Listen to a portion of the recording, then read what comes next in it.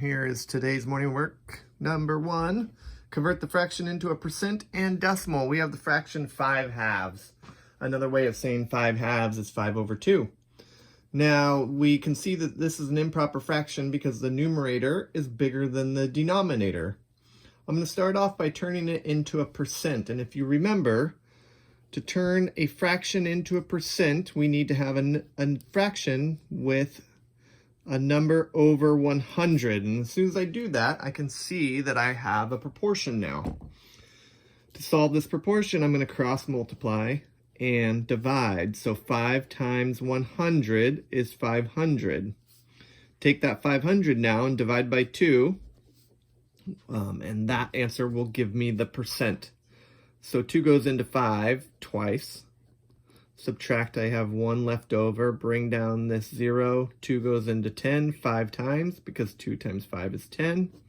Subtract, I have a 0. And be careful, you want to think that you're finished with a division problem when we get to no remainder, but we can't forget to bring down all of the digits. I haven't brought down that last 0. And when I bring that down, I see that 2 does not go into 0. It goes, well, it does go into 0, but it goes in 0 times. Now that I've brought down that last digit, I know I'm finished with the problem, so I found out what x is. X is 250, so our new fraction is 250 over 100. And we know this is a percent now because we have this fraction over 100, so the percent is going to be 250%. So 5 over 2, or 5/2, is equal to 250%. Now, thinking about this fraction as a decimal, I'm going to write 5/2 down here again. Remember now that fractions are just division problems. So to turn this into a decimal, I'm going to take the numerator and divide it by the denominator. So 5 over 2 is equal to 5 divided by 2. 2 goes into 5 twice. And I have a feeling I'm doing this right because I see that I'm getting a whole number here.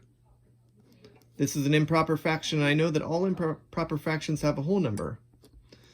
Now I have a remainder, and remember in 6th grade we can't have remainders anymore. So when we get these remainders, we need to extend the division bar, put a decimal there and add a placeholder, bring it down, and 2 can go into 10 now 5 times. And then this last part, that's not really tricky, but something you have to always remember, is to bring that decimal straight up whenever you have a decimal in a division problem. So now I see that 5/2 is also equal to 2 5/10. So there you go. 5 over 2 is equal to 250%, which is also equal to 2 5/10. Good job, everybody.